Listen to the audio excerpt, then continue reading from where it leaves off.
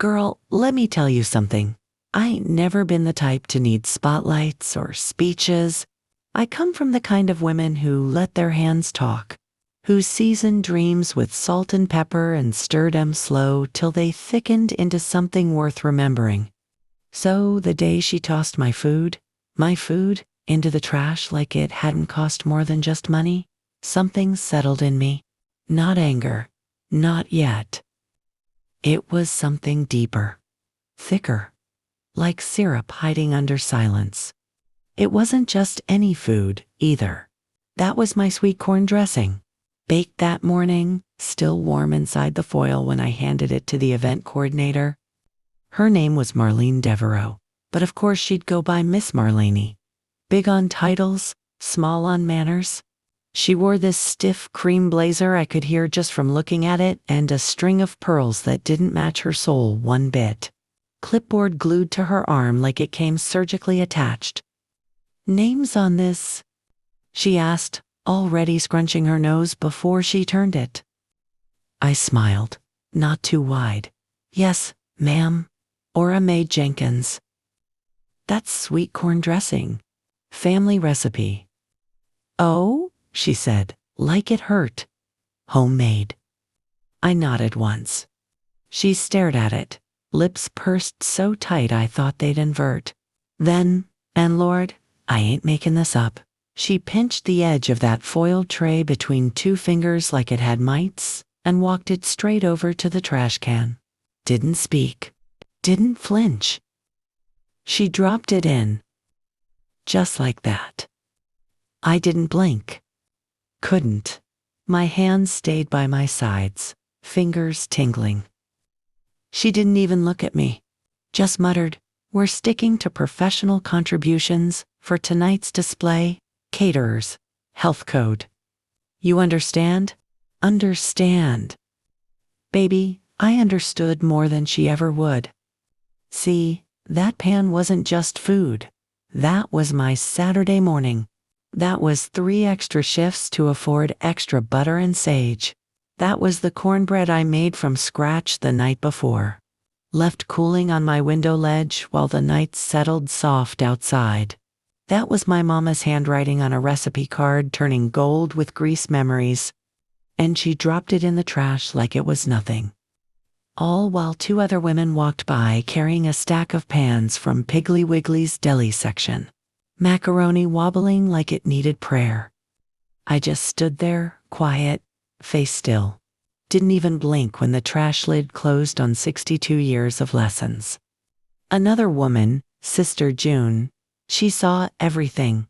She froze halfway down the hallway, her hand on her church hat, blinking like she couldn't believe her eyes. Then she looked at me, mouth half open, and softly said under her breath, "Lord have mercy." I gave her a slight nod, just a lift of my chin. Because one thing you learn over time, not everything deserves a scene. Sometimes your comeback ain't loud. Sometimes it walks in wearing pearls and silently chokes on its own pride. Now, I know what you're thinking right now. Ora Mae, you really let that woman toss your dish like that and didn't say one word. And baby, yes. Because what she didn't know, what none of them knew, was something real simple. I wasn't just another church member holding a casserole. I was the guest of honor that night. The envelope with the church's building fund check. The reason the fellowship hall lights were on. The reason this event even had a venue. That was me. Of course, I didn't sign my name on nothing flashy. Not even on the flyer. Back then, I preferred to stay behind the curtain. Didn't need fake hugs or thank you cards. My reward was already in the work. But that night, Lord have mercy, even I didn't know what God had planned to teach us all with one foil pan and a little pride. Now let me back up a bit, 'cause stories like this don't start in the trash and end in applause. No ma'am, they build slow, like stovetop gravy. You gotta let it simmer so every piece gets soaked in meaning. That morning, I woke up early, 6:07 exactly. One of them mornings where your bones feel the day before you even open your eyes. The air was cool, but the sun was sliding sideways across my kitchen countertop in thick ribbons. I tied my robe tight, shuffled toward the stove, and turned the kettle on without a thought. Muscle memory. My house was still and sweet, quiet before the storm. The cornbread had already cooled, covered gently with a tea towel. Smirking sweet like it knew something I didn't. My kitchen smelled like peace, biscuits, spearmint, soap. I put on gospel Mahalia Jackson humming about walking to heaven and got to work on my dressing recipe. Sautéed celery, onions, butter mixing in a skillet that sang when it hit heat. I stirred slow. Ain't nothing worse than seasoning rushing into a pot uninvited. Gotta let the flavors dance together first, then pour it over the crumbled cornbread like you saying grace. By 9 a.m., it was baked, labeled, and wrapped in the good foil, the heavy kind. Not that dollar store mess that flaps and fails you when you need it strong. I sat on my porch with a cup of lemon tea, letting my heartbeat catch up to my hands.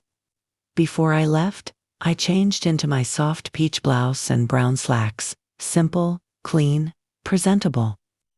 No need for flash when the food does the talking. Or at least, it did. Now, this whole event was for the church's Women of Worth program. Some function Miss Marlene had coordinated, for reasons unclear if we being honest. She wasn't even a lifetime member, came to our congregation after marrying some failed insurance man 3 years back. But she had money. Or looked like she did. And in church spaces like these, that's all it takes for folks to start acting different. She swooped onto committees like she was born for charge, changed the colors of the pillows in the sanctuary, wanted to replace the green carpet that had been there since 1986, said it clashed with the floral arrangements. We let her have her way mostly, 'cause Lord knows, if it meant she might write a check someday, folks kept smiling. But baby, me. I did write the check. The big one. $10,000. From my cleaning company's fund. Quietly approved, deposited, put to use. My name left off all the talking. Didn't need it. Until now. When I arrived at the church that afternoon, the lot was already full. You could smell collard greens and honey ham a half block away. Cars lined up like ants on sugar.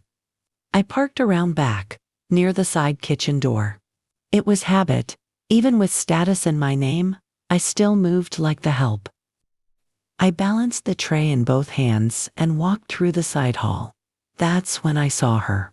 Miss Marlene, standing over the food table, clipboard clutched like a Bible. Barking arrangements to a younger woman who looked one blink from quitting. Put all the finger foods on this side. Keep the aluminum pans hidden in the back. We're doing presentation style today. I stepped forward, nodded polite. Excuse me, ma'am? This the drop-off line for hot dishes? She turned, lips already pursed, took one look down at my plain tray. Her nose crinkled like I'd brought cat food. Name? She asked. Ora Mae Jenkins. She looked at the label, then back at me, narrowed her eyes, and said that line I will never forget. Oh, homemade? Yeah, we're actually keeping it uniform today. For safety. And into the trash it went. Now, I need you to tell me something honestly. If that had been your grandmother, your mama, maybe even you, what would you have done standing there, watching a woman toss your labor, your love, your legacy in front of strangers? Would you have snatched the tray midair? Would you have cursed? Would you have marched straight to the mic and let the whole room know? Because, baby, I stood there with all that boiling under my ribs and I did something else. I smiled, turned, and left. Didn't say a word. But oh, I didn't leave. See, I had a seat. Front row, marked with black embroidery thread. It said guest of honor. She just ain't read it yet. I walked through that fellowship hall like nothing had happened. Like I wasn't carrying the weight of a pan-shaped insult tucked between my ribs. Like the smell of my own dressing hadn't just been swallowed whole by a trash bag 3 steps behind me. I saw people I knew. Sister Eunice, Brother Calvin, and his wife Loretta, Deacon Howard from the usher board. And each one greeted me with that soft church smile like we all do when we're not sure if something awkward just happened or not. I smiled right back, easy as breeze, every step a prayer I didn't say out loud. "Show 'em," I whispered, but not to them. Just upward. Into the space God fills when you run out of words. They had a little dining program at each seat, white cardstock folded like a tiny tent, with the menu and quote of the evening. On the back, it said, "Tonight's program and renovations made possible in part by a silent patron of grace." That was me. Silent, grace, and trust. Grace don't mean soft. It means choice. I took my seat near the front, third chair from the mic. Table covered in flowers, nothing plastic. Early spring white hydrangeas, lilies, gold-trimmed napkins. They'd pulled out all the aesthetics for this one. I noted every detail, not 'cause I cared, but 'cause I needed to see how much presentation was worth 2M. Decor was polished, but heart? Still dusty. Sister Veronica leaned over and poked my arm. "Girl, you bring that dressing again this year? I was looking for your tray and got all twisted up when I ain't see it." I smiled soft. "I had a tray. Yes, ma'am." She leaned back, didn't ask no more questions. Just gave me the kind of look only churchwomen can give when they smell something stank in spirit, but too polite to name it. I sipped water. Let silence settle beneath the gospel music, floating on the overhead speakers, a low hum version of total praise. I wasn't calm. Lord, my fingers were trembling. But I was ready. The program started with the choir. Half-mast due to Sister Darlene's knee surgery and little Kenny's cousin's funeral. But the harmonies still clicked into place, like they always do. Even with missing voices, Holy Spirit knows how to fill gaps. Pastor came next. Welcomed folks with that warm, baritone sincerity that make even the atheists nod just in case. And then, of course, it was time for the introductions. Marlene stepped up. Heels tapping like applause on the hardwood. Hair slicked into a bun so tight I swear her thoughts must have been locked down too. "Welcome, distinguished ladies of worth," she said into the mic, her voice just a shade too blonde. "We are gathered this evening to celebrate strength, style, and sisterhood." Applause. "To honor those who keep our community bound together with service, spirituality, and perhaps most sacredly, hospitality." That word right there. Hospitality. I gripped the edge of the table. She hadn't even tasted my food, but had the nerve to stand up there and wax poetic about hospitality. Baby, if Gull had a perfume, she'd be bathing in it. She kept going. Acknowledged the sponsors. Named every single business who dropped $50 donations with their logos neatly printed in the program. Crown City Car Wash, Lenny's Day Spa, Tammy's Touch Wigs and Things. All of them. Except the one who gave $10,000. That's okay. Because she was about to find out who did. Now I know folk like build up an overture. But I respect your time, baby. Let me give you the moment that changed it. It was 7:41 exactly.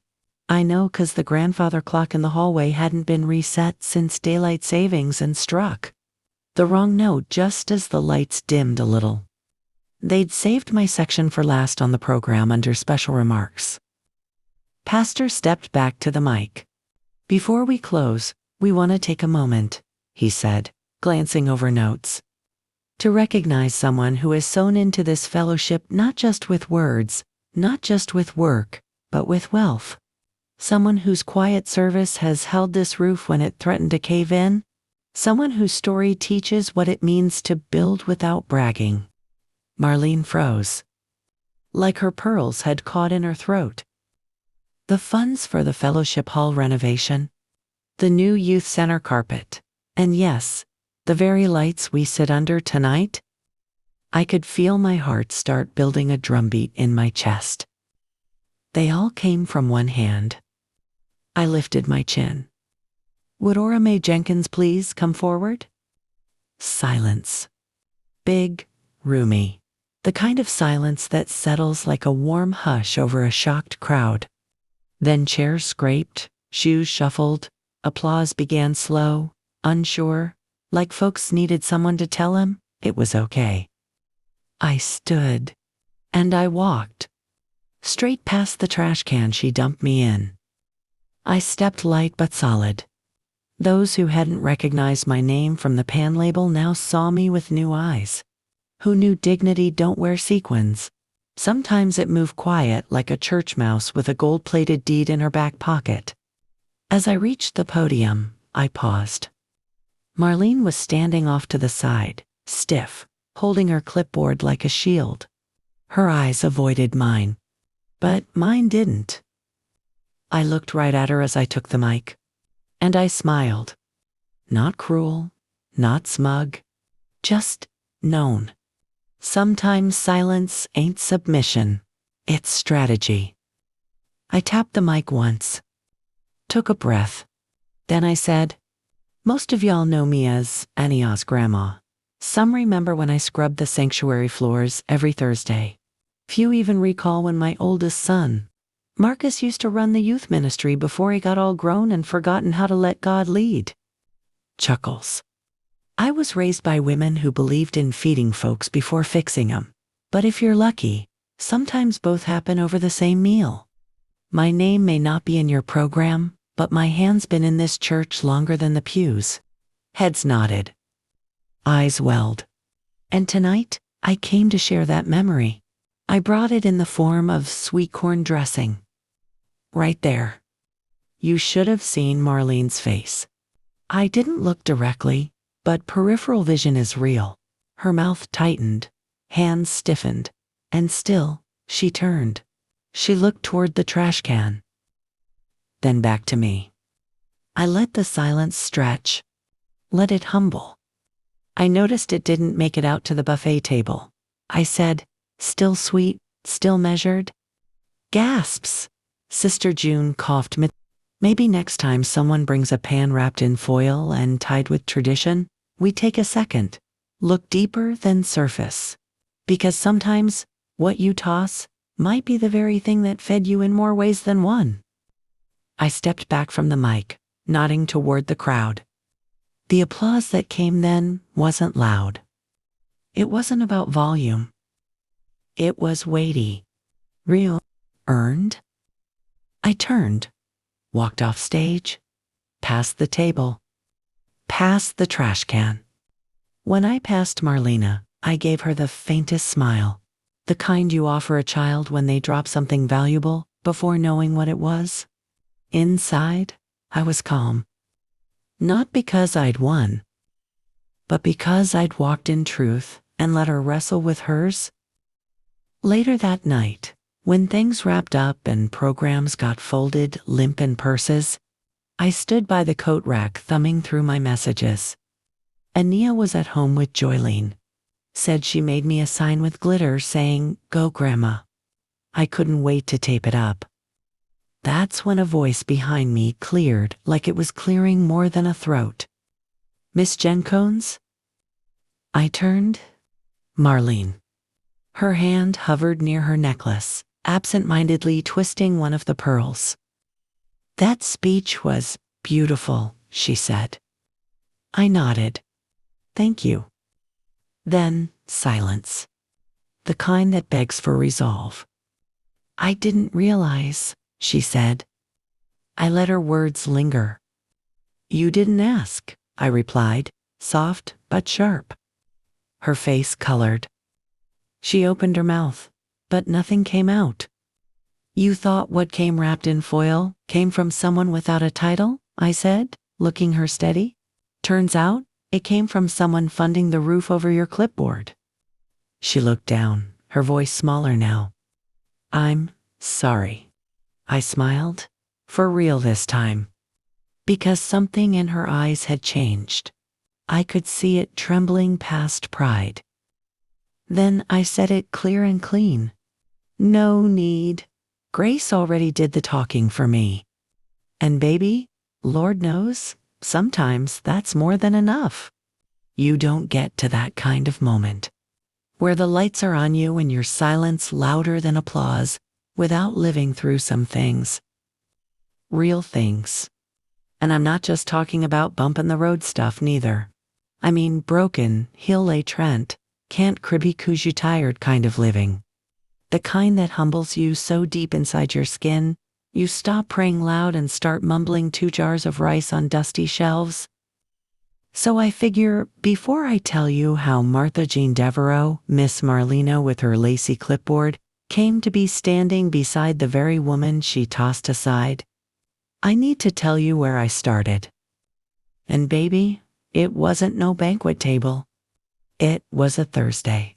Middle of spring, but the heat already turning stubborn, pushing through the cracks in my little duplex's foundation like it had somewhere to be. I remember it clearly because the back door wouldn't shut right unless you lifted it. And I was in the kitchen retying the same curtain that kept slipping off the tension rod. The air smelled like bleach and resolve. Back then, I was cleaning houses on weekdays and working the Sunday church kitchen when they'd let me. Folks called me dependable, but what they really meant was cheap and always available. I wasn't ashamed. Not then, not yet. Had my name stitched on a pink apron like it was Prada? Was proud of that thread. Said Ora Mae's hands, do more than shine, my own little slogan. Didn't have no website, no phone line, no cards. Just a name, a smile, and a mop handle that followed me like a second shadow. That morning, I was headed to the Mathis house out in Crestwood Ridge. They had marble stairs that nobody even stepped on but wanted polished anyway. Mrs. Mathis insisted on lemon oil. Said it reminded her of childhood, which I always found funny because she grew up rich in Atlanta and never touched polish a day in her life. But I did as asked. Because at that time, requests paid. I remember Marcus calling me that morning. You already know my boy, oldest, career dreamer, light eyes that can make a lie look like a good idea.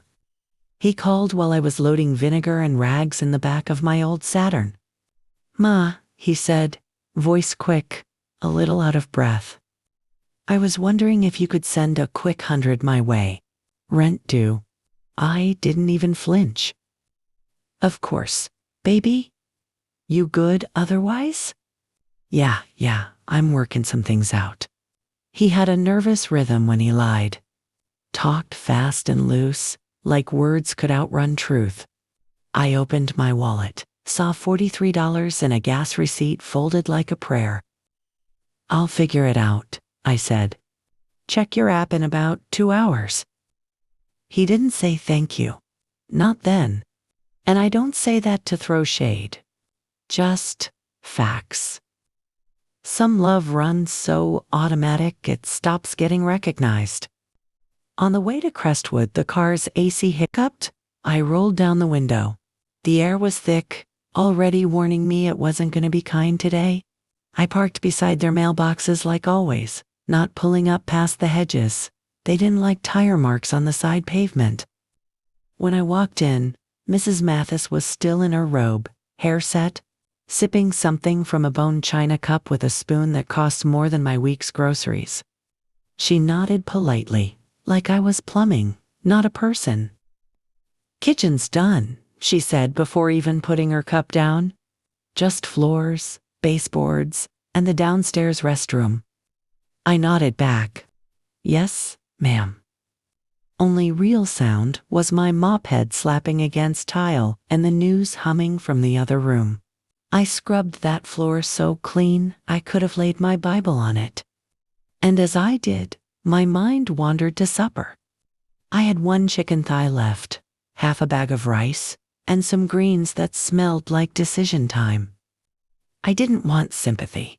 I just wanted $65 more so I wouldn't have to decide which one of those belonged to me and which one belonged to Joylene and my grandbaby. That night was typical. Joy came in tired from the hospital, wearing the same scrubs she'd been in for 2 days. Hair wrapped, sneakers squeaking, and baby girl, Ania, came tumbling in, carrying her coloring pages and stories and sticky little hands that made everything feel worth fixing. We ate rice. Just rice. And I told her it was magic rice that made you fly in your dreams. Because when you broke, you don't lie, you enchant. Next morning, Joy had left early, scribbled a note next to my mug, said, "Ma, sorry for the mess. I was running late." The kitchen sink was full, but the water still ran warm. I hummed while I washed, holding a sponge like it held the world. That's when I looked over at the fridge and saw the sticky note, the one I'd wrote months ago and forgot about. Start the LLC. Just those words. No context. No plan. But in that moment, baby, they didn't hit like suggestion. They hit like prophecy. I toweled my hands off and sat down. Went on Joylene's old laptop. Took me 3 tries and every ounce of patience, but I filled out those forms. Took $97 I didn't have and pressed submit. Ora Mae Jenkins, LLC, ORA's Cleaning Angels. The name sounded ridiculous in typeface, but in my bones, it rattled like thunder on the edge of something new. Now, I ain't gonna lie and say destiny broke open just 'cause. I got the paperwork done. Please. Life don't care about your forms. Life checks your feet.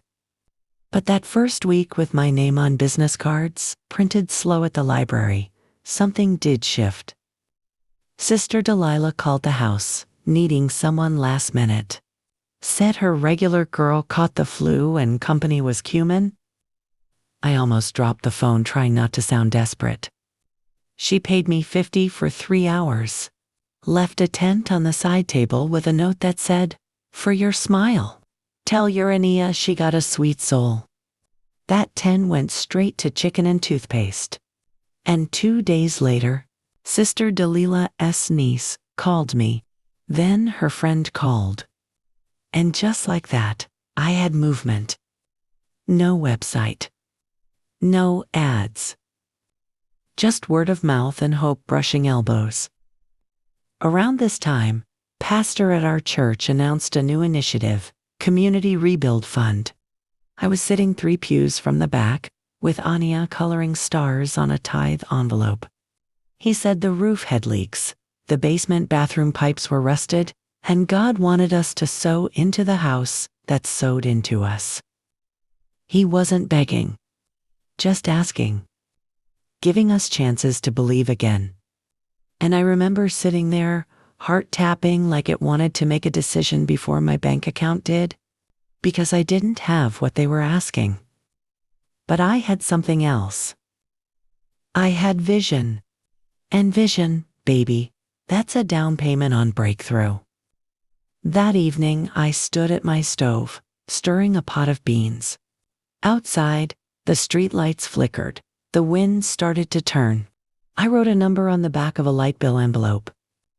It said $237.19. Savings total. And still, I wrote a check. $100.00 to the Rebuild Fund. Anonymous. Folded in an envelope. Dropped off the next morning before dawn. I didn't sign nothing but a sticky note that read, "Use it for the light. A grateful member." When Pastor read it out loud that Sunday during announcements, he choked. Not because of the amount, but because of the note. Use it for the light, he said twice. And everybody clapped. They didn't know it was me, but God did. And my house felt warmer that night. After that first anonymous check, something lit inside me. Not like a fire, more like a pilot light, steady and waiting. I started moving different, not flashier, just firmer. Next gig I took, I wore my name on my shirt, stitched neat over the heart, Ora's cleaning angels. Customers still paid in cash, folded in envelopes or pressed between lotion bottles on bathroom counters, but it felt cleaner. And word kept spreading. There was something comforting about how I cleaned. Maybe it was the lemon-scented oils, or the way I lined up votive candles on dusty mantelpieces where nobody lit them anymore. Maybe it was because I wiped down more than mirrors. I wiped down. It wasn't all easy. Some weeks, I had more dust than dollars. There were weekends I paid the light bill in coins tucked in a Ziploc pulled from under the couch cushions.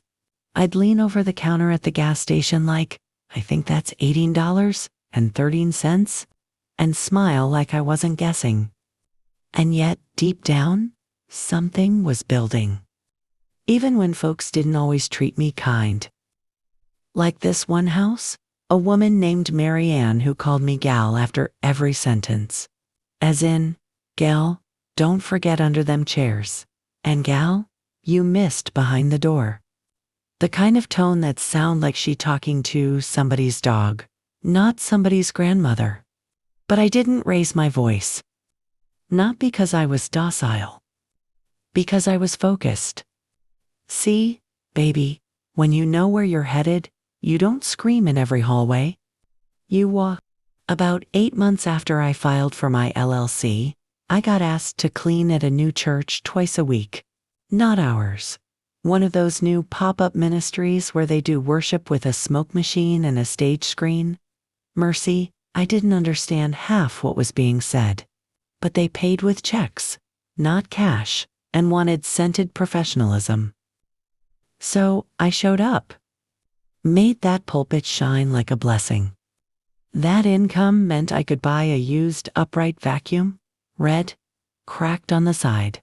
But that thing sucked loyalty. I wrote a scripture verse in Sharpie across the side just for fun.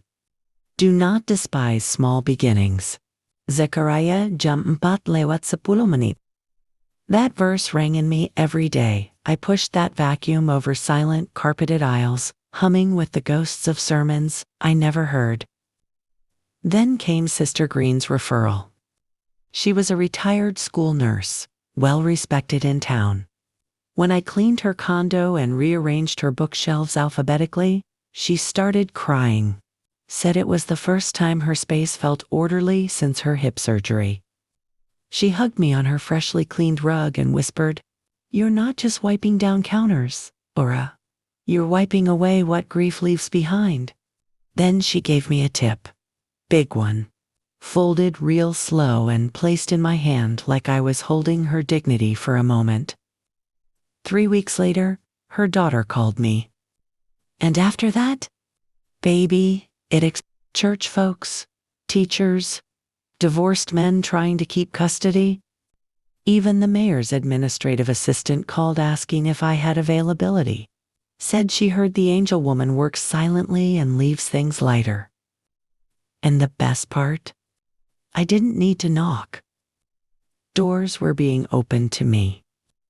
One morning while frying eggs for Ania, phone in one hand and frying pan in the other, I realized I had 5 bookings that week. So I drew a calendar grid on poster board and hung it on the fridge beside the old sticky note that said, "Start the LLC." That note hadn't curled from age. It looked proud now. I looked at that chart and had a strange feeling. Peace mixed with panic. Because for the first time, I had more than I expected. And what scared me wasn't losing it. It was deserving it. That Sunday, during church, Pastor asked everyone to pray silently for the silent builder. Nobody said a name. But baby, I cried all the same. He said, some blessings walk beside you and never need the amen. But you know them by what they leave behind. Repaired walls and full plates. Folks clapped a little. Somebody said, MMHMM. I bowed my head, hands folded neat in my lap. And in my heart, I whispered, I'm right here. Lord, keep me quiet until it's time. Then, something happened that would test all that grace I'd been walking in. Our church announced a banquet. A fundraiser for the next phase, Pastor said, smile wide, hands lifted like he was holding blessings ready to fall right from the air. You'll get invitations, and we'll honor those who have given both seen and unseen. I didn't expect special treatment. That ain't how God wired me. But privately, I sent another quiet check. $5,000 this time. That was nearly everything I had. But baby, I felt it stronger than rent, like a sewing. This time, I enclosed one simple note in the envelope. Feed them, all of them. And don't forget the ones dishing in the kitchen. I imagined Pastor's face when he opened it. Weeks passed. Decorations began. Announcements in the bulletin. Marlene was named lead organizer. That was the beginning of the test. I remember walking into the prep meeting to drop off paper goods and seeing her for the first time in full planning mode. Clipboard tight to her chest, pearl-adorned pen swinging like a metronome with each judgmental glance. I said, hello, baby. She blinked once, looked at me like I was a volunteer who brought the wrong cups. Food is being catered, she said. No outside dishes. Presentation matters. We're trying to elevate the aesthetic. I didn't say a word. Just nodded. But inside, I started mixing balance with sass. That's the moment my plan began. Not a revenge plan, no. A divine flippital plan. I decided I'd bring a dish anyway. No recipe card needed. Just one tray. One tray of my mama's sweet corn dressing. Fresh sage. Real butter. Baked slow, not stovetop stuffed. Nothing written on it but my name. Neatly lettered in black marker. Ora Mae Jenkins. I didn't bring it to prove anything. I brought it because legacy don't reply to disrespect. It replies with memory and warmth and the kind of flavor that stays with you longer than shade ever could. You already know what happened when I brought it. You saw how she didn't even peel back the foil. Didn't sniff it. Didn't wonder. Just tossed it in the trash, like it had no origin or offering worth keeping. But what she couldn't toss was the fact that I'd already given more than food. I'd given the program itself its light. I'd given the room the carpet beneath their heels. I'd sealed chairs, donated curtains, paid partial dues for 2 widows who couldn't afford tickets but wanted to be celebrated from the pews. She tossed the tray, but she didn't realize she was setting a place for me anyway.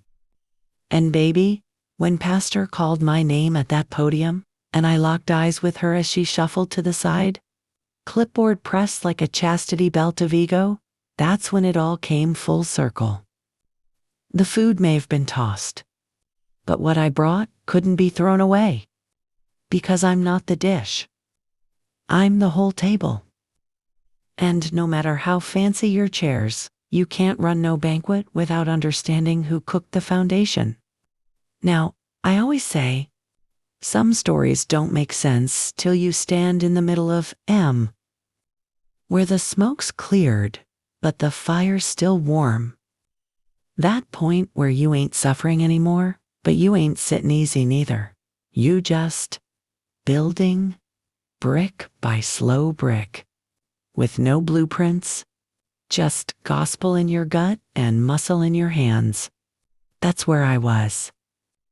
Years before that banquet, years before Miss Marlene knew who I was already rising up in ways folk didn't recognize, mostly because I wasn't loud about it. But oh, baby, I was growing. It started with the binder. Old green one Joylene gave me after one of them back-to-school sales. I wiped the glitter off and wrote Ara's Cleaning Angels in big block letters across the front, underlined twice for Faith. Inside it, notes, names, dates, every job, every tip. How many paper towels I used at the Smith house. How Miss Clara liked her flowers facing the door, not the window. What time the Stevens kids got home from school, so I'd be done and gone before the chaos came. I treated it like scripture. Why? Because when you ain't got much, baby, documentation is dignity. The business was picking up heavy now. I had 6 regulars and 3 rotating gigs. And I'll be honest, I was tired. Not just bones ache tired, but soul sweaty. The kind of tired that comes when the world ain't giving, but demand. Sleeves rolled, knees barkin', fingers raw from soap and cold rags. Still, every time I tried to complain, blessings would interrupt me. Like Sister Ann's weekly card for cleaning her rental unit, always with a little scripture verse and $3 extra tucked inside. Said she didn't understand Zelly, but her gratitude came with old ink and floral paper. Love comes in envelopes sometimes, even when it don't have stamps. Then came the call that changed everything. Wasn't dramatic, just a ringtone buzzing while I was elbow deep in bleach at the Johnson place. Unknown number. Hello. Hi, is this Miss Ora Mae? Yes, baby. This is Darlene Jenkins from Jenkins & Sons HVAC over on Carter Street. One of our clients said you're the only one who can get baseboards clean enough to see stars.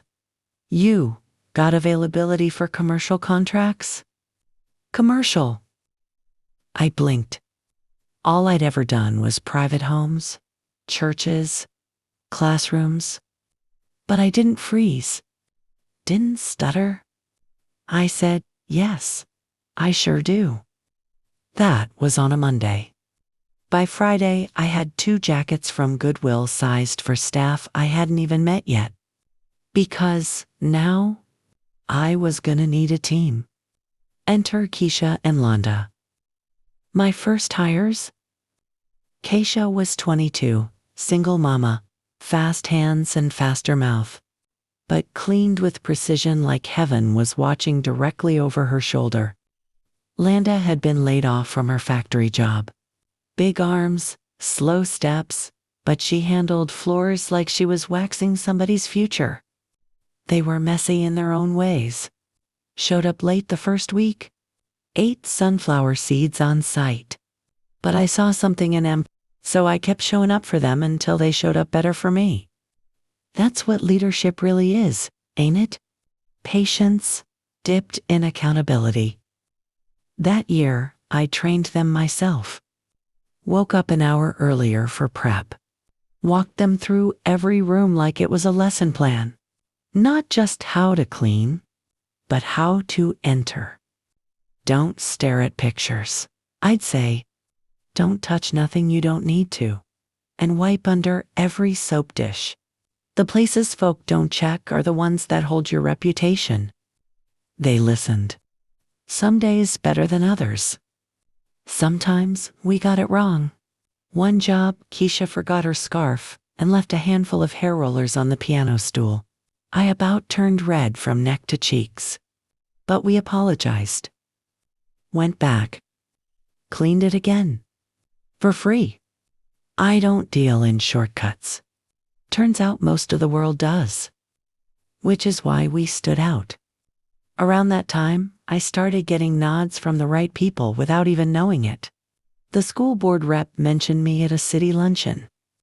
A deacon's aunt slid our name into a contractor list for city hall cleanings. And people started calling. Hi, y'all, the one with the angels on the van? Van? I didn't even have one yet. Till Brother Lee from church offered me his old one in exchange for 6 cleanings on his rental property. It was navy blue, smelled like regret and Marlboro menthols when I got it. But I wiped her clean.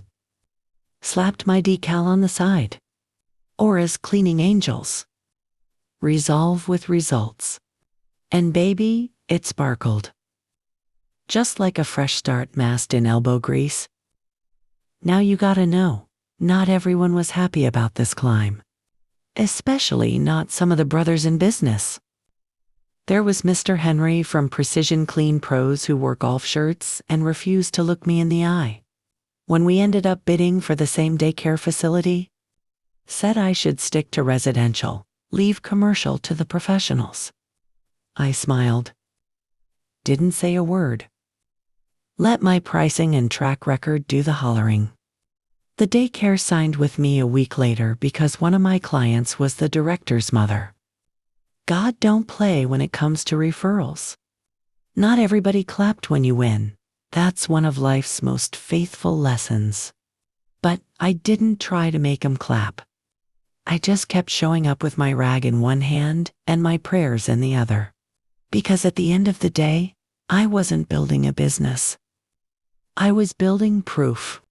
Proof that dignity starts from the inside and don't need validation to level up. Proof that humble beginnings may not buy billboards. But baby, they plant roots so deep, even storms change course when they near. Anaya was growing up through all this. She'd sit at my dining table, legs swinging, listening to me do payroll on notebook paper. She once asked, "Grandma, how many people's houses you clean?" I smiled. "Too many to count, baby." She grinned. "Then you famous." I laughed so hard, I almost dropped my pencil. Famous. No. Just faithful. One Sunday, pastor pulled me aside outside church. He looked me in the eyes and said, "Sister Ora, your hands hold cities." I didn't understand it then, but I do now. Because every hand I held up, every dish I cleaned, every room I mended from the bottom up, I was lifting more than countertops. I was lifting value. Mine. Yours. The first time I saw my name on real, glossy paper, not a receipt, not a bill, I didn't know what to do with my hands. Just sat there holding the sheet real gentle, like it might disappear if I breathed too hard on it. It was tucked inside a thick white envelope, gold trim, heavy cardstock, like something you'd get for a wedding or a court summons. Except this one had a little raised swirl in the corner and the name of the event printed in italics. Evening of Grace, a celebration of women who built us. At first, I thought it was just another invitation, one of those "please donate" events wrapped in soft language. But then I opened it, read the program list, saw the schedule, and there, nestled between blessing of the meal and musical selection from sanctuary voices, sat these 5 words. Guest of honor, Ora Mae Jenkins. I stared so long I forgot to blink. Now, let me tell you something plain. I don't break easy. But that line, that cracked me in half. Not because I needed the honor, but because, finally, something I gave without asking was being returned without begging. See, when you do good long enough with your eyes closed, sometimes grace shows up and makes the world open theirs. I'll never forget that day. Sun was pouring through the blinds like warm syrup. The house was quiet. Ania was at school and Joylene was asleep from a night shift. And there I was, sitting at my kitchen table in house shoes and a headscarf, rubbing my thumb over my name like it wasn't even mine. But I sure needed that moment. 'Cause the week before that, I almost shut everything down. Business was good, sure, but behind the scenes, we were janitors, mopping miracles. Old contracts were late. A crew member had stolen supplies, then called me cold-hearted for not understanding her situation. Then the gasket on the van went out. $8-100-N-50 estimate. I sat in the auto shop's waiting room on a Tuesday morning eating a granola bar for breakfast, trying to keep from crying in public.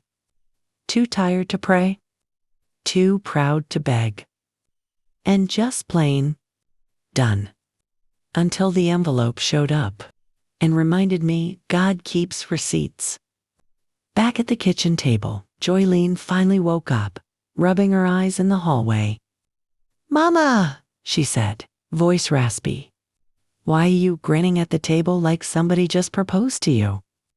I handed her the invite, watched her eyes scan and widen. She looked up, smiling like light. "They seeing you now," she said, real soft. "About time." I shrugged. Guess grace travels slow, but sure. Preparations started quick after that. The girls at work noticed something in my step had shifted. I was still the same boss, clipboard in one hand, airborne in the other, but now I moved like I had somewhere to arrive. Not rush, just arrive. Keisha said, "Ms. Ora, you got that look like you're about to make us wear slacks to clean?" I laughed. "Girl, relax. Jeans still allowed, but pull him up to your waist." We laughed, but deep down, I was thinking about legacy. Was thinking maybe it was time to do something I hadn't done in a long time. Tell people the truth about how long I'd been here. Not in age, but in impact. Because titles don't make you matter. Motion does. Impact shows up whether you sign it or not. Invites started going out. The gossip started riding in behind them. Marlena, of course, didn't say nothing directly. But word came back to me like it always does, through the cousin grapevine and loose church lips. She said, "You maybe begged your way onto that list." She acted surprised you could even donate that much. She thought it was a misprint. Bless her heart. And may the angels continue to thin her edges with every whisper. But I didn't feed into it. Didn't raise dust. I bought a new dress. Muted olive green with little gold buttons, a line cut. Didn't hug too tight, but didn't drown me neither. Classy, not bossy. I got my hair wrapped clean and neat. Lip gloss with a smidge of tint. Pearl earrings Mama left me in that crushed velvet box. I ironed my name into that evening like a prayer. Then came banquet day. Now listen, you already know how that kitchen scene played out. Me walking in through the service entrance like I didn't belong. Marlene at her command station with a lace collar, and I married into this energy. Clipboard flapping like angel's wings made by Target. And the tray. Sweet corn dressing. Fresh, real butter heavy. Wrapped in foil and handmade love. You know what she did? Tossed it. Didn't taste it. Didn't flinch. Didn't realize. But what I never told you was what she did after. An hour before the event started, when everybody else was fussing with flowers and figuring out which table setting matched which napkin, she came to each name card spread across the white linen seats. And when she got to mine, she stopped, looked a little confused, then a little annoyed. That name staring back at her in calligraphy, Ora Mae Jenkins, honored guest. She walked right past it. But baby, I saw the tightness in her face, the way her eyebrows pinched, like the edges of her world had just curled. She went straight to Joylene and asked, "Sorry, is this your mother by chance?" Joylene smiled, real slow. "Yes." "Why?" she asked. Marlene blinked, twisted her mouth like she bit into something sour.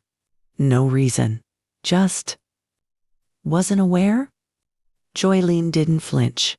She just said, "You might want to be next time," then walked away. That was my baby. Now, remember, I still ain't said a word. I'd watched her trash my food. I'd seen her eyes flick past my efforts like they were spilled water. But that program, that sealed invitation, that name already printed and waiting. She had no clipboard big enough to erase it. During the event, she spoke like she hadn't tossed a legacy in the garbage. Stood at the mic with grace, copy and pasted from Pinterest inspiration boards. But I wasn't mad. I was waiting. Not for revenge. For reverence. And when that pastor called my full name in front of 90 women and 6 deacons, when I walked down the center aisle as silence got swallowed by applause, all I kept thinking was, you tossed my food, but heaven printed my name ahead of yours. After the event, I helped someone fold tablecloths. Not because I had to, but because that's how I was raised. You don't stop serving just because they give you flowers. Sometimes the lesson ain't for who insulted you. Sometimes it's for those watching to see how you respond. There's a certain silence that follows a storm. Not the kind that feels peaceful. Oh no. I mean the kind that feels too quiet, like the air is pretending to be calm while it waits to strike again. Like something still sitting in the shadows with its arms crossed. That's exactly how it felt the week after the banquet. Folks smiled extra hard around me. "Ms. Ora, you looked so lovely, dripping with sugar that don't stick." Pastors pulled me aside, dropping fresh metaphors like you really planted legacy out there. Sis, and whoo, I felt the anointing in that walk to the mic. Bless they hearts. But underneath that praise, I could feel it, the shuffling, the realignment. They didn't just see me as Ora the cleaner now. They saw influence. And influence, well, baby, that scares folk more than power ever could. Because power can be taken away. But influence, that seeps. Influence lives in folks' mind long after the chair's empty. One of the sisters told me, I heard Marlene say the whole thing was staged. I blinked. What thing? You being guest of honor? Apparently, she said, I begged for that spot. That I bought my way into it. That I manipulated sympathy with stories and donations. Joylene overheard that part. Wheeled around in her work flats at the church pantry and said, "Excuse me? My mama built that building while that woman straightened chair bows." Didn't nobody respond? Because it wasn't an argument. It was fact. I told Joylene not to feed it energy. Let her flap, I said. Trying to fix some folks' narrative is like scrubbing mildew with a dry rag. But I'll admit, it still stung. Not because I cared what Marlene thought, but because I used to be her in a way, young, proud, wanting to be seen so bad I didn't care who I stepped over. Difference is, I learned humility before it was forced on me. She hadn't yet. 3 days after the event, I got a call from Deacon Russell. He usually only rang me when his daughter was getting married or when they needed deep cleaning before a holiday play. But this time, he cleared his throat first. "Ms. Ora, listen. There's some concern about the cleaning contract for Fellowship Hall. Marlene submitted a proposal." I felt my spine straighten in the middle of my kitchen. Proposal for what? My contract? He hesitated. She's talking about moving payments to quarterly. Says it'll streamline the budget. And she's got bids from Harmonyson, a new corporate vendor. Corporate vendor. After 10 years?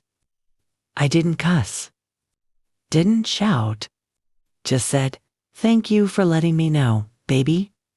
Then I hung up slow, took off my apron, and put the kettle on. Because some storms, you don't outrun 'em.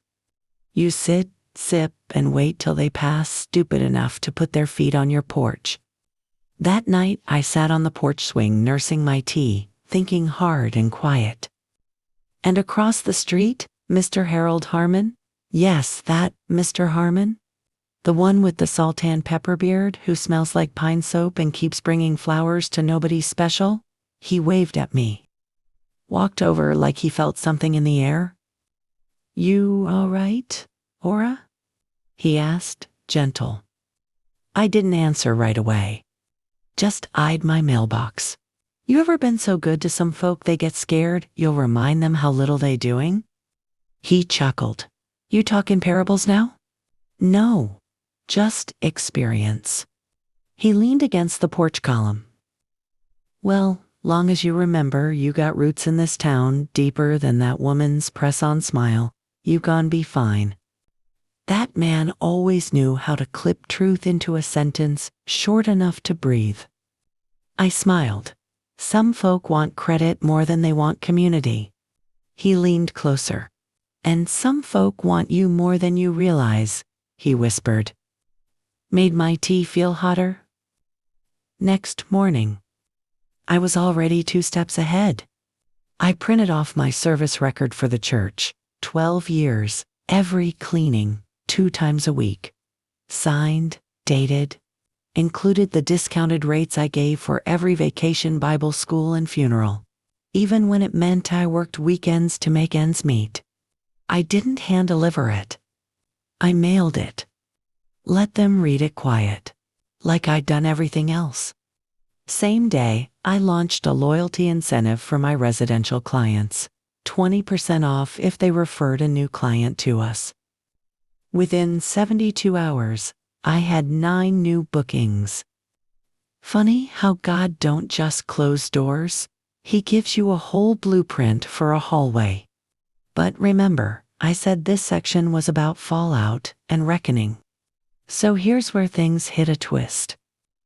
I was across town checking on a new office where we'd just started service. Fancy little marketing agency where half the staff worked remote but still wanted the floors energized weekly. I was walking into my own building, Ora's office HQ, when Keisha flagged me down. "Ms. Ora, you see Marlene's post?" I tilted my head. "Post?" She showed me her phone screen. There it was. Right there on social media. "Here at Church of Glory, we value clean spaces and community care. Sometimes that means making tough financial decisions. We're blessed to now be working with Harmony San, an operations partner aligned with our growth." Photo included. Marlene, holding my old mop. Smiling like she'd invented sanitation. Caption under it said, "Clearing paths for expansion." Baby, expansion? I nearly expanded her edges. But I didn't respond online. No sub-comments. No shady I posted something else instead. A client testimonial. From a woman who said we cleaned her depression right out the carpet. That message hit harder than any receipt. Pastor called me later that night. "Can I come by tomorrow?" he asked. Not for business, for clarity. I told him yes. Mostly because I already knew his heart, and I wasn't mad at him. He sat in my kitchen the next morning wearing that same navy blazer he wore for every difficult talk, folded his hands, took off his glasses. "I didn't approve the switch," he said. Marlene went around the board, framed it as a budget emergency. I just sipped my sweet tea. He went on, "But I see her angle now, and we'll bring it to vote. We'll handle it proper." I leaned forward. "You don't have to punish her," I said. "Just don't pretend her mess smells like lemons." He chuckled. "You ain't gotta worry about that. I know a real fragrance when I'm near one." Later that week, Marlene approached me at the Dollar General. Wouldn't even wait till I was done reaching for my paper towels. She said, voice tight, "I didn't mean for this to happen." I didn't even look her full in the face. But I held the silence between us long enough to make it hard for her to stand still. She tried again. "My post wasn't personal. This is just business." I finally turned, smiled. "You throw away somebody's cornbread? Baby, you can't be shocked when your table end up empty." She blinked, cheeks red. Mouth opened, but no words came. Gasser, pride, got caught in her throat. The moment Marlene said, "It wasn't personal," something clicked in me. Like a latch on a screen door that finally stops rattling in the wind. I walked away from that Dollar General without saying one extra word. Not out of pettiness. No, sweetie, I've outgrown that. It was purpose. Because sometimes what they call business ain't nothing but their way of avoiding apology. But me? I wasn't fighting to get back in no church contract. I was ready to outgrow it. Truth is, losing that cleaning deal was the push I didn't know I needed. Some doors don't shut to keep you out. They shut 'cause you too big to fit inside 'em now. About a week later, I was redoing the cubicles at our agency client downtown. The one whose team said our crew felt safer than security, when I looked around and realized I wasn't cleaning anymore. Not really. I was managing, training, negotiating contracts, running payroll, hiring women who hadn't worked in years, showing up in bank meetings, reading licensing letters out loud to loan officers who used to pretend not to hear me. I was building a business. Not just for me, but for us. For every woman that ever stood in a doorway holding a casserole and a name nobody bothered to remember. So, when I got home that night, kicked off my shoes by the back door, and spotted Anya at the kitchen table with her spelling homework, I walked past her and went straight to the drawer. Pulled out a folder I'd been keeping. File tabs marked, vision, funding, dream big anyway. Inside, plans for something I hadn't told nobody but God about. A headquarters. Not just a supply closet in a borrowed office. A full-on community cleaning and care center. Health benefits. Uniform reserves. Paid training. And get this, covered childcare. Because half the women I'd hired were running late, not 'cause they didn't care, but 'cause daycare costs more than mortgages these days. The next morning, I called 3 people. Sister Audrey, who used to run a nonprofit before cancer forced early retirement. Mr. Harmon, who knew almost every contractor in town from his years in HVAC. Joylene, because we were long past pretending like she wasn't the brain side of this mission. We sat at my dining room table that Saturday with coffee and cinnamon rolls, flipping through stapled packets and scribbling notes in the margins like we were shaping a revolution. And maybe we were. Because, honey, what do you call offering stability, safety, and strength to women who've been served grief, guest towels, and guesswork their whole lives? We called it Ora's, Angels HQ, Clean Hands, Clear Paths. Funding it wouldn't be easy. I started small, set a donation tier system, cleaned 2 extra offices a week to save for a down payment. But Grace, she ain't got no budget cap. Within a month, we had a property, a converted dentist office off Pine Street, big bay windows, old chair rail, and a back room just big enough for childcare mats and cubbies. And then the biggest miracle dropped. An anonymous gift covered the first 2 years of rent. To this day, I still don't know who sent it. Envelope signed, from somebody you once cleaned for, and who you quietly cleaned something in me too. That same week, Harmony saw Marlene's chosen corporate upgrade, was quietly dropped from the church. They'd knocked over a communion table, showed up 2 hours late, and forgot to restock the air freshener. Turns out, clean ain't just mopped floors. It's atmosphere. And baby, you can't outsource energy. I didn't gloat. Didn't post. Didn't even bring it up to Joylene until 3 weeks later over catfish and rice. She asked, "Mama, you always so composed. Why didn't you cuss her out?" I wiped my mouth slow. "'Cause my blessings ain't built on breakdowns, baby. Only thing I'm trying to multiply is peace." Opening day at 8. Phew, Lord. We had fresh banners, family photos taped up on the whiteboards. Keisha wore heels for the first time since she got hired. Landa cried when she saw that we had a break room with coffee, real coffee, not the instant kind. And me? I wore the same pink apron with my original motto embroidered across the front, faded from all the washes. Ora's hands do more than shine. That day, we fed folks from a big old tin of turkey legs, sweet tea with lemon slices, and yes, cornbread dressing made fresh. Ania passed out welcome bags. Sister Audrey gave a prayer. And right when Pastor pulled up unannounced, Marlene in the passenger seat, hair wrapped, face more humble than I'd ever seen it, I stepped out. Not in spite. In service? She walked up slow, eyes low. Held both hands in front of her like she was waiting to receive permission to speak. I wanted to come and say. She stopped. Tried again. "I was wrong about you."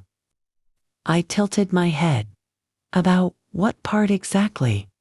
She winced. "All of it."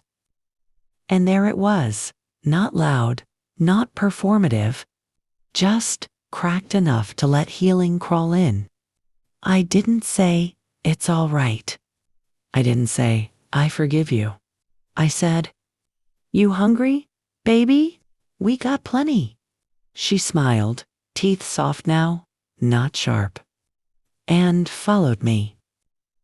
Right back inside the building she once believed I didn't deserve. There's a sound the house makes when peace finally moves in. It ain't loud. It creaks quiet. It hums in the floorboards after supper been served, after grandbabies done laughed themselves to sleep, and after that last TV show cuts off just right. It's the same sound a heart makes when it stops carrying weight that don't belong to it no more. That's how I knew. Knew I'd made it not to fame. I still can't work a TikTok proper and don't care to, but to freedom. The air felt right. And I could breathe differently. The new headquarters was in full swing now. Our back room, the one we turned into kitty corner, had nap mats, snacks, a little $9 bubble machine, and a half wall where tired mamas could peek over and still feel present. We had over 20 women on payroll, some part-time, some showing up evenings after shifts, some coming from domestic rebuild programs Joylene helped connect us with. And every last one of them walked out that door standing straighter than they came in. Because we didn't just send M home with paychecks. We sent M home with proof that they were worth investing in, worth keeping, worth more than food stamps and second chances whispered in embarrassment. Now I still did walkthroughs, kept my same clipboard, still pulled a rag from my back pocket like reflex. But these days, the calls I got weren't about cleaning. They were about consulting, partnerships, speaking engagements. One woman emailed me asking if I could do leadership talks for their Women in Business network. I blinked at the request. Me. Up token in front of suits and slacks. Baby, the only mic I ever needed was praise music and a warm spoon. But Joylene leaned over my shoulder while I read the email and said, "Say yes, Ma." I shrugged. What I'm gone, say worth $450? She smiled. Everything you live. And so I said yes. Stood up in front of 15 women in a hotel conference room that smelled like cucumber water and expensive paper. Told M the truth.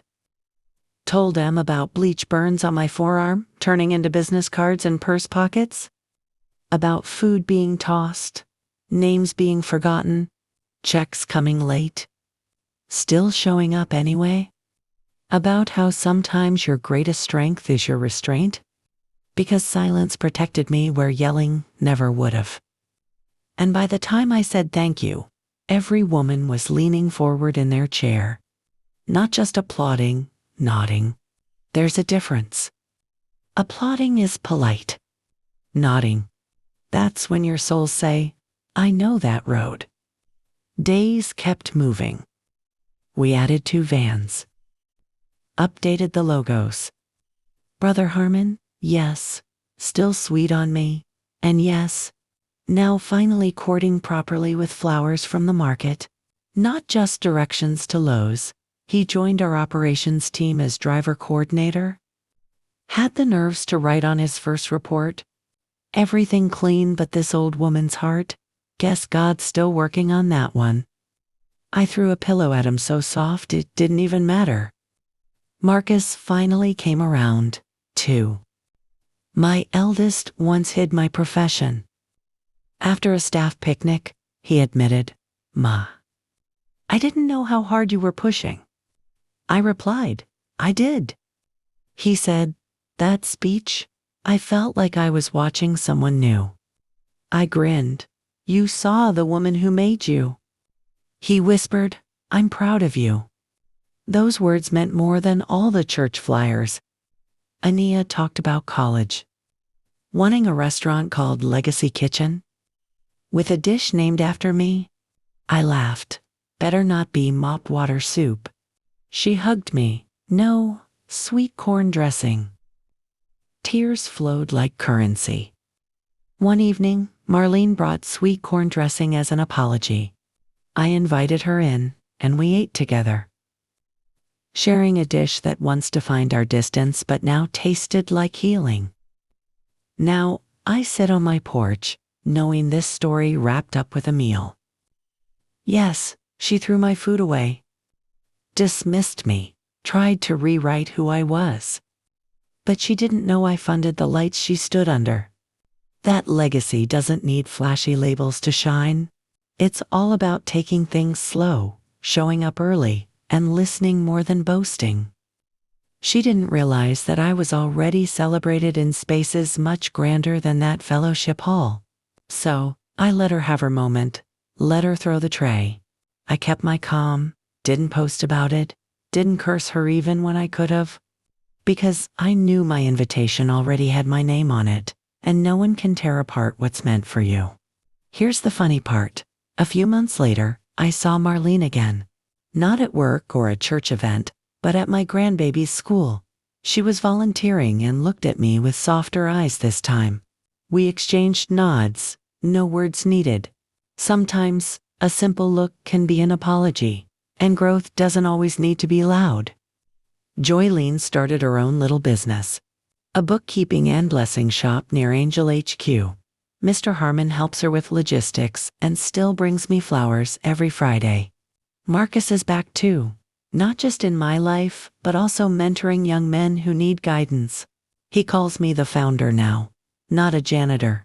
And he even kissed my forehead in front of a client meeting, which nearly brought me to tears. Ania, she's writing poems now. One is called My Grandma Wears Glory Like an Apron. She read it at church, hands trembling, and it touched everyone deeply.